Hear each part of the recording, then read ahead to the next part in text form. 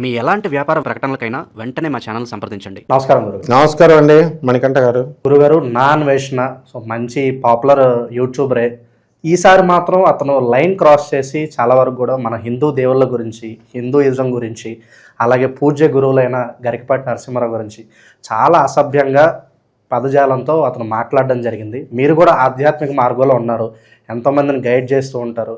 అటువంటి పెద్ద మనుషుల్ని మన సనాతన ధర్మం గురించి అసభ్యంగా మాట్లాడు. దీన్ని ఎలా చూస్తున్నారు గురుగారు? ఈ పాటికి వేరే మతాల గురించి ఈ ప్రస్తావన వచ్చుంటే అతను బతుకుండేవాడు కాదు అనే వాదన కూడా జరుగుతుంది.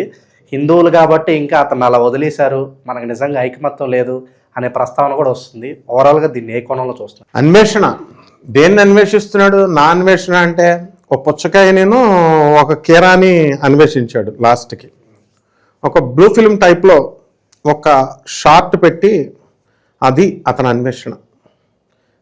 దేశాలు వెళ్ళి వీడియోలు చేయడం కాదు, దేశాల దేశ బహిష్కరణ శిక్ష అనుభవిస్తున్నాడు. ఈ రోజున అతను అన్ని లక్షల మంది సబ్స్క్రైబర్స్ ఉన్నప్పటికీ కూడా అతని యొక్క దూల నోరు వల్ల, ఆ తర్వాత ఈ యొక్క పబ్లిసిటీ స్టంట్లు బాగా ఉపయోగించడం వల్ల 2 లక్షల పైగా సబ్స్క్రైబర్లు తగ్గిపోయారు. ఎప్పుడూ కూడా అప్రయోజకుడు, తర్వాత అసమర్థుడు, ధూర్తుడు, అణువణువున మనిషికి ఎప్పుడూ కూడా అణువణువున ఉంటుంది విషయం. మా పూజ్య గురుదేవులైనటువంటి గరికపాటి నరసింహారావు గారిని అంతంత పెద్ద మాటలు అన్నాడు. ఒకసారి గారు గతంలో కూడా చాలా మాటలు అన్నాడు గురువు గారు. పర్సనల్గా ఏదో ఆయన మీద గ్రడ్జ్ పెట్టుకున్నట్లయితే మాట్లాడుతున్నాడు ఇతనైతే. ఆయన గరికపాటి నరసింహారావు గారు అజాత శత్రువు. మా గురువు గారు గరికపాటి నరసింహారావు గారు సామే బసతు జిహ్వాగ్రే బ్రహ్మరూప సరస్వతి అం ఆం ఎం ఎం క్షం అక్షరమాలే అక్షరమాలం కృతే ఐం వదవదు వాగ్వాదిన్యై స్వాహ. సరస్వతి ఆయన నాలి మీద నుంచుందిరా నాయన. సరస్వతీదేవి దా అంటే సరస్వతీదేవి ఆయన నాలుక మీద. ఆగచ్చ సరస్వతి వాణి ఆగచ్చ తిష్టంతు జిహ్వాగ్రే తిష్టంతు అంటే నాలుక మీద కూర్చుందిరా. ఏం తెలుసురా నీకు గరికపాటి నరసింహారావు గారి గురించి? ఆయన శిష్యుడురా నేను, ఇడియట్. రాష్ట్రపతి దగ్గరికి ఈ గాడిద అన్వేషకుడిని దగ్గరికి రాణిస్తారా? రాష్ట్రపతి దగ్గరికి వెళ్ళి ఎంతో సగౌరవంగా ఎంతోమంది సీఎంలు, ప్రైమ్ మినిస్టర్లు అందరూ కూడా కలిసినటువంటి వ్యక్తి, వాళ్ళ చేత సత్కారాలు పొందినటువంటి వ్యక్తి మా గురుదేవులైనటువంటి గరికపాటి నరసింహారావు గారు. మరి అలాంటి ఆయన ఆ గేట్లో కూడా రానివారు ఈ గాడిదని, ఈ అన్వేష్ గాడిదని. మరి అటువంటప్పుడు అంతేకాకుండా వీడు చేసేటటువంటి ప్రేలాపనలో హిందూ మతం వాళ్ళు వదిలేశారు అనుకుంటున్నారు, క్షమాపణతో సరిపెట్టుకుంటారు అనుకుంటున్నారు. కాదు, సరిపెట్టుకోరు.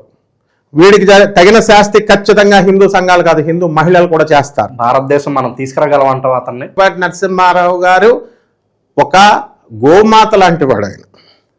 ఆయన హిందూ మతాన్ని జాగృతం చేసిన వ్యక్తి. ఆయన మొత్తం రెండు రాష్ట్రాల్ని ఉరుతొలగించినటువంటి వ్యక్తి, తెలుగు ప్రజలకు ఆరాధ్య దైవం.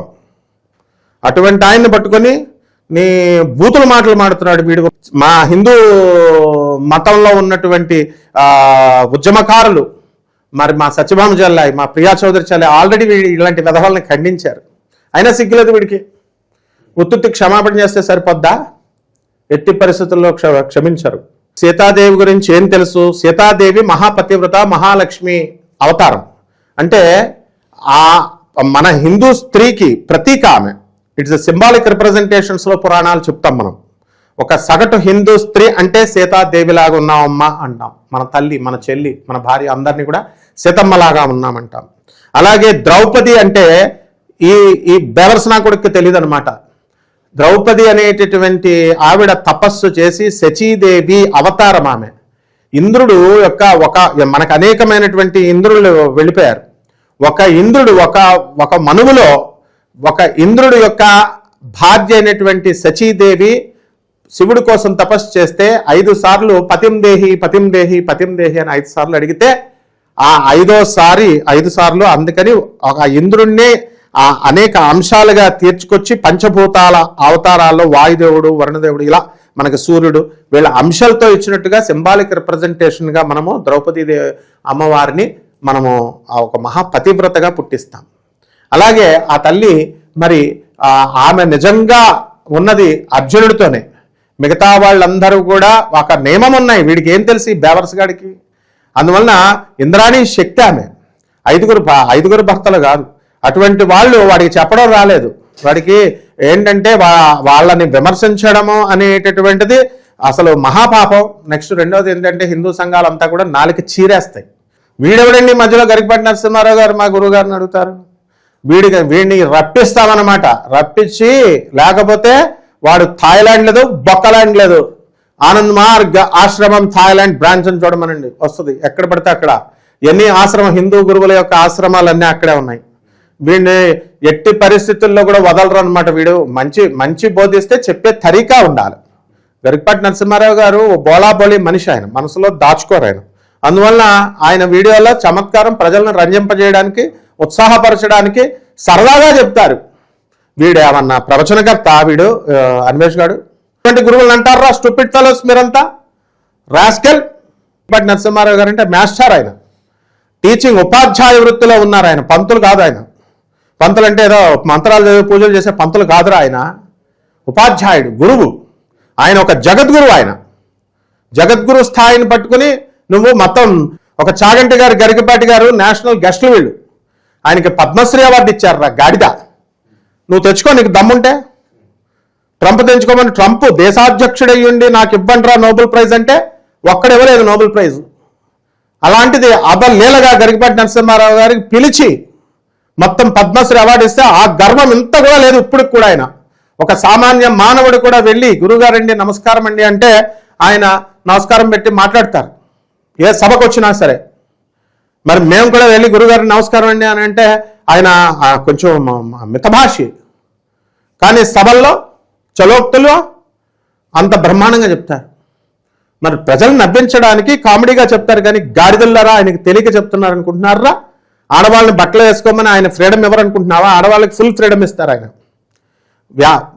సమాజం చెడిపోకూడదని టీచర్ చెప్తారు, అరే బాగా చదువుకోండిరా, కటింగ్ వేసుకోండిరా అని స్టూడెంట్స్కి చెప్పినట్టు విశ్వవిద్యాలయం ప్రపంచమే వసుదైక కుటుంబం, మొత్తం ప్రపంచమే ఆయన కుటుంబము గరికపాటి గారిది. ఆయన స్టూడెంట్స్ మొత్తం ఈ రోజున చాగంటి గారి స్టూడెంట్స్, గరికపాటి గారి స్టూడెంట్స్, ప్రపంచం అంతా కూడా. మరి అటువంటి దాంట్లో వాళ్ళ ప్రొఫెసర్లు వాళ్ళు అందుకని వాళ్ళ స్టూడెంట్స్ని వాళ్ళు కంట్రోల్ చేస్తున్నారు. వీడు అడ్డగాడిది కాదు, వీడు వాళ్ళ స్టూడెంట్ కాదు కదా. మరి అందువలన ఎట్టి పరిస్థితుల్లో కూడా గురువుల్ని టచ్ చేయకూడదు ఎప్పుడు కూడా. వీడు జన్మలు 10 జన్మలు ఎత్తినా కూడా వాడు పాండిత్యం వస్తుందా? పుస్తకాలు చదివితే వస్తుందా? వాడు చెప్తున్నాడు రామాయణం మళ్ళీ ఇప్పుడు నేను చేసేస్తాను, మందు తాకుండా నేను పారాయణ చేసేస్తాను, నేను మహాభారతం చేశాను అన్నాడు. అరే ఇడియట్, అర్జునుడు ఎలా ఉన్నాడు రా ద్రోణాచార్యుడి దగ్గర? అర్జునుడు ఎలా ఉన్నాడు రా? తాట తీస్తాడు రా నీకు అర్జునుడు. ఇడియట్స్ అలా ఇంకా మళ్ళీ శాపనార్థాలు పెడుతున్నాడు. ఎలాగా వీళ్ళంతా కూడా క్షమించకపోతే నాశనం అయిపోతారు, అది ఇది అని అన్ని చీప్ ట్రిక్స్ అనమాట. వాడి నటన, వాడి హావభావాలు చూసారా? అసలు ఇలాంటి వాడి వీడియోస్ చూస్తున్నందుకు ప్రజలు ననాల. వాడు చెప్పే కంటెంట్ కంటే కూడా మేనరిజం, యాటిట్యూడ్ ఇవన్నీ కూడా కన్సిడర్ చేయాలి. హిందూయిజాన్ని టార్గెట్ చేసి గురుగారు బలాత్కారాలు ఇక్కడ ఓన్లీ హిందువులు మాత్రమే చేస్తున్నారు, ఇంకొక మతంలో ఎక్కువ స్వేచ్ఛ ఉందని చెప్పి ఒక రకంగా మత విద్వేషాలు రెచ్చగొట్టేలాగా అతని వాదన అయితే కనిపిస్తుంది. ఏమంటారు మీరు? ఉండాలా వీడి భాష ఏంటి అసలు? మా గురువుగారిని కోసేస్తాడా వీడు? మళ్ళీ అది ఇలా చూపించి డెమాన్స్ట్రేషన్ చేస్తున్నాడా? అరే రా నీకు దమ్ముంటే అన్వేషం రా, నువ్వు నీకు హిందూ గురువుల పవర్ ఏంటో చూపిస్తారు. హిందువులు రేపు చేస్తున్నారన్నావు కదా, అరే చెప్పేది మంచిగా చెప్పాలి. నీకు ఐపీఎస్ ఆఫీసర్లు అంటే భయం లేదు, ఐఏఎస్ ఆఫీసర్లు అంటే భయం లేదు, బ్యూరోక్రాట్స్ అంటే భయం లేదు, అంబాసీలు అంటే భయం లేదు, వీసా పోతుందని భయం లేదు. నువ్వు ఉన్నది పరదేశంలో. ఇండియాకి రానంటే లాక్రాలు కటాకటాలు చైన్లెస్ లాక్కొస్తారు, బొక్కలో దోసేస్తారు. నువ్వు చెప్తున్నావు కథలు, 36,000 మంది రేపులు చేస్తే వీళ్ళందరూ బిర్యానీ తింటూ బయట ఉన్నారని. అందరికీ శిక్షలు ఉంటాయి రా ఇడియట్. ఐపీఎస్ ఇండియన్ పోలీస్ ఏమి పిచ్చిది కాదు. ఎంతో మంది సజ్జనార్ సార్ లాంటి ఐపీఎస్లు ఉన్నారు. మొత్తం ఇక్కడ ఉన్నటువంటి IPS officers, Telangana is the best IPS officers ని, ఆంధ్రాని బెస్ట్, చంద్రబాబు నాయుడు గారి గవర్నెన్స్ అంతా బెస్ట్ గవర్నెన్స్. పవన్ కళ్యాణ్ నుంచి తప్పించుకో చూద్దామంటే ఆయన అనదర్ ఆయన ఎవరు యోగి గారు రా నాయన. ఇక్కడి నుంచి అయినా ఇలాంటి భాష వదిలేసి ఇక్కడి నుంచి ఇక్కడ స్టాప్ చేసేసి నువ్వు ఎవరికి క్షమాపణలు చెప్పుకోవాల్సిన అవసరం లేదు. నీ అంతరాత్మకు నువ్వు క్షమాపణలు చెప్పుకో. గురువుల జోలికి రాకు, చెప్పించేస్తారు రా. నువ్వు చెప్పించడం ఏంట్రా? నువ్వు శాపాలు పెడితే ఇప్పుడు నిన్ను క్రిటిసైజ్ చేసిన వాళ్ళకి ఏమైనా అవుతాయి అనుకుంటున్నావా? అందరు గురువులు తోలు తీసేస్తారు నీకు. రా హిందూ గురువులు కాదు, Christians, we respect Christians equally. మీ రెస్పెక్ట్ ఇస్లాం హజరత్తులు అందరం గురువులను తిడితే, ఒక మతంలో గురువులను తిడితే మిగతా గురువులు మిగతా మతాల్లో ఊరుకుంటారనుకుంటున్నామో. లేదు, యూనివర్సల్ బ్రదర్హుడ్, సౌభాతృత్వం అండ్ క్షమాగుణం, ఇవన్నీ క్రిస్టియన్ మతము ఇస్లాం మతము నేర్పింది. నీకు చెప్పు, నువ్వు ఇప్పుడు చెప్పావుగా, ఏ క్రిస్టియన్ పోప్ చెప్తాడా, బిషాప్ చెప్తాడా, లేకపోతే ఏ హజరత్ నేను సపోర్ట్ చేస్తాడో చెప్పు. ఒక్కడు చేసి చెప్పించు చూద్దాం. హిందూ గురువులను వదిలేసాయి, క్రైస్తవ గురువులు ఒక్క బిషాప్ని బయటకు రమ్మను, ఒక్క ఫాదర్ని నీకు సపోర్ట్ చేస్తూ స్టేట్మెంట్ మనం చూస్తాను నేను. ఒక్క హజరత్ని రమ్మను, ఒక్కళ్ళు ఎవరు నీకు. కానీ నువ్వు రెండిట్లకి చెందిన భ్రష్టుడు అయిపోయావు. ఇప్పుడు నీకు మొత్తం నీ సబ్స్క్రైబర్స్ అందరూ అన్సబ్స్క్రైబ్ అయిపోతారు. ఎట్టి పరిస్థితుల్లో కూడా ఇటువంటి కుక్కల్ని, డేంజరస్ గాల్ని ఇచ్చేటటువంటి స్పీచ్లు చూడకూడదు, వీడియోలు చూడకూడదు, ఎంటర్టైన్మెంట్ కూడా చూడకూడదు. ఇన్ఫర్మేషన్ ఏముండదు అందులో, వాళ్ళ అన్ని బూతుల పురాణమే. గరికపాటి గారి వీడియోలు ఎంతో మంది ప్రైమ్ మినిస్టర్స్ చూస్తారు. సనాతన హిందూ ధర్మం అంటే ఏంటి చూడకుండానే నీకు వచ్చినాయి అనుకున్నావా? ఈ యొక్క సాంస్కృతికమైనటువంటి విషయాలన్నింటినీ కూడా, వేదాలని అన్నిటిని, పురాణాలని తనదైన శైలిలో సామాజిక స్పృహతో మోడర్నైజ్ చేసి ఏన్షియంట్ ఈ యొక్క స్పిరిచువలిజాన్ని, ఆధునిక స్పిరిచువాలిటీని డిఫైన్ చేసినాడు రా మా గురువు గరికపాటి. నీకు ఒక కథ చెప్తారా అన్వేష్? ఒక కుక్క చేయాల్సిన పని కుక్క చేయాలి, గాడిద చేయాల్సిన పని గాడిద చేయాలి. ఇప్పుడు నువ్వేం చేసావు తెలుసా? కుక్క చేయాల్సిన పని గాడిద చేసినట్టు చేసావు. ఇప్పుడు ఒక రైతు ఉన్నాడు, ఒక చాకలివాడు, ఒక చక్కగా గాడిద మీద బట్టలు తీసుకుని వెళ్ళి చేసుకుంటున్నాడు. ఇంటికి కాపలాగా ఒక కుక్కని పెంచుకుంటున్నాడు. దానికి తిండి సరిపోవట్లేదని చెప్పేసి కుక్క ఏం చేస్తుందంటే, నా యజమాని కుక్క ఏం చేసింది, తిండి పెట్టట్లేదని చెప్పేసి స్ట్రైక్ చేసింది. Non cooperation movements. Non cooperation చేస్తే అప్పుడు ఆ గాడిద ఏం చేస్తుంది, చూస్తుంది. ఒకరోజు దొంగోడు పడుతుంటే అరువు అని అంటుంది కుక్కని. నేను అరవను, నాకు సరిపడా తిండి పెట్టట్లేదు అని కుక్క పడుకుంటే యజమాని మీద, చాకలి మీద ఉన్నటువంటి ప్రేమతో, యజమాని మీద ప్రేమతో గాడిద అరిచింది రాత్రి 1 గంటకి. అరిస్తే ఏమైంది, దీనికి మేత ఎక్కువై బలిసి అరుస్తుంది. ఆ రాత్రి పడుకోకుండా నిద్ర పట్టగా 1 గంట కానీ పెద్ద దొడ్డుగారతో గాడిదను కొడతాడు. ఆ గాడిద అక్కడ చచ్చిపోయింది. అంటే అదే కుక్క అరిస్తే ఏమనుకుంటాం మనము, దొంగలు వచ్చాడు అనుకుంటాం. గాడిద అరిస్తే బలుపెక్కి అరిచింది అనుకుంటాం. నీ యొక్క ఈ అరుపులు, ఈ ప్రేలాపనలు, నీ మాటలు, నువ్వు పండితుడు కాదు కదా. కుమార్ ఉన్నాడు రా, కరుణాకర్ సుగ్గన ఉన్నాడు, వీళ్ళందరూ ఉన్నారు. నీకు అయిపోయింది అనుకున్నా. మా హమారా ప్రసాద్ దిగుతాడు రంగంలోకి. మొత్తం నీ తోలైతే తీసేయడం గాయం. నీ పని గాడిదే బతికే. ఇక నుంచి అయినా ఇంకా ఆపేసుకో. ఇంకా ఏం స్టేట్మెంట్లు, ఇంకేమి వీడియోలు ఏమి పెట్టకుండా. ఎందుకనంటే this is a very bad symbol. కాబట్టి ఇక నుంచి అయినా సరే చక్కగా గురువుల్ని ద్వేషించకుండా ఉండు. గురుచండాలత్వ యోగం బట్టి నువ్వు నాశనం అయిపోతావు నాయన. నువ్వు శాపం పెట్టడం కాదు, మేం పెట్టకూడదు. పెడితే నువ్వెందుకు ఉండవు, పుట్టగతులు ఉండవు నీకు. సక్సెస్ రావడానికి గురుగారు చాలా సమయం పట్టచ్చు, బట్ డౌన్ఫాల్ అవడానికి కొన్ని నిమిషాలే పడుతుంది. మన మాట సరిగ్గా ఉండాలి. బెస్ట్ ఎగ్జాంపుల్ ఈ అన్వేషణ అని చెప్పుకోవచ్చు.